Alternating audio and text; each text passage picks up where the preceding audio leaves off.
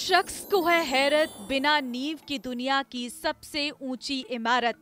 न सीढ़ियां न प्रवेश द्वार, झरोकों का जाल, स्थापत्य बेमिसाल।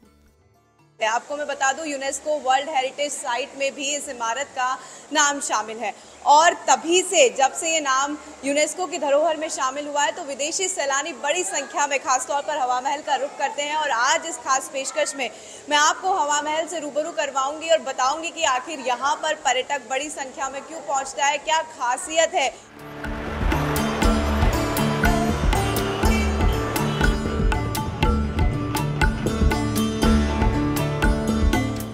5 मंजिल की इमारत जो ऊपर से सिर्फ 1.5 फुट चौड़ी है, बाहर से देखने पर मधुमक्खी के छत्ते की तरह नजर आती है। हवाओं का ये राजसी महल आपकी सांसें रोक देगा। सबसे पहला सवाल जो आपके दिमाग में आएगा वो ये कि जमीन पर खड़ी किसी इमारत का नाम भला हवा महल कैसे हो सकता है। हवा महल का नाम हवा महल ही क्यों रखा गया, इसका भी एक बड़ा रोचक इतिहास है। किताबों में जिक्र है कि हवा महल का नाम यहाँ की 5वीं मंजिल के नाम पर रखा गया, क्योंकि 5वीं मंजिल को हवा मंदिर के नाम से जाना जाता था, इसलिए इसका नाम हवा महल पड़ा। तो बाकी की 4 मंजिलों का क्या?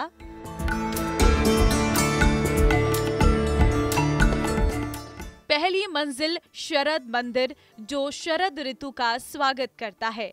दूसरी मंजिल रतन मंदिर, रत्न जड़ित। दूसरे मंजिल पर उतरने के लिए आपको रैंप पर चढ़ना होगा। अब आप सोच रहे होंगे कि रैंप क्यों, सीढ़ियां क्यों नहीं? ऐसा इसलिए क्योंकि पुराने समय में शाही महिलाएं भारी कढ़ाई वाले कपड़े और सोने के भारी गहने पहनती थी, जिससे उनके लिए फर्श से अर्श तक यात्रा करना मुश्किल हो जाता था। तीसरी मंजिल विचित्र मंदिर, प्रार्थना घर। चौथी मंजिल प्रकाश मंदिर, प्रबुद्ध मंजिल। अगर आप शहर के कुछ मनोरम दृश्यों में रुचि रखते हैं तो आपको प्रकाश मंदिर पसंद आएगा। 5वीं मंजिल हवा मंदिर, हवादार स्वर्ग। जैसा कि नाम से पता चलता है कि हवा मंदिर में हवा और मनमोहक दृश्यों की कोई कमी नहीं है। यहाँ से आप सिटी पैलेस और यहाँ तक कि नाहरगढ़ किले का भी नजारा देख सकती हैं। हवा महल के नाम की तरह ही इसकी बनावट भी अद्भुत है। 5 मंजिला इस इमारत को लाल चंद उस्ताद ने डिजाइन किया था।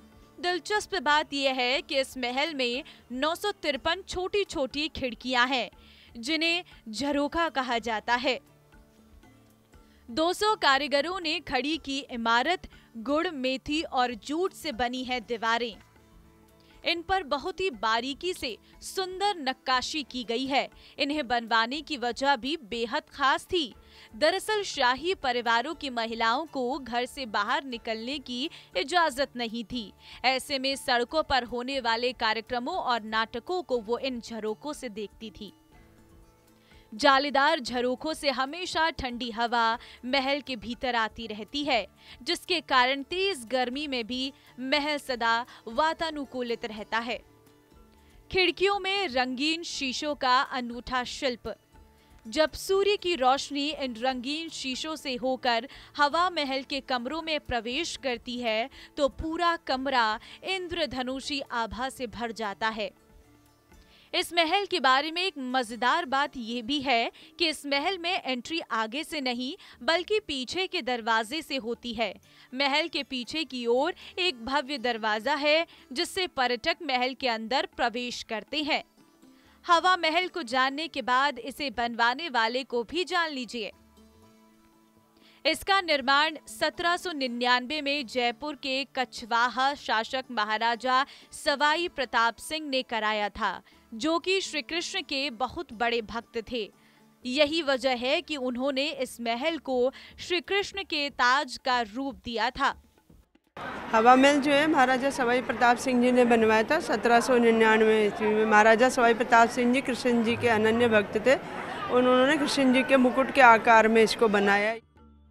हवा महल की देखरेख राजस्थान सरकार का पुरातत्व विभाग करता रहा है। वर्ष 2005 में करीब 50 वर्षों के लंबे अंतराल के बाद बड़े स्तर पर महल की मरम्मत और नवीनीकरण का काम किया गया।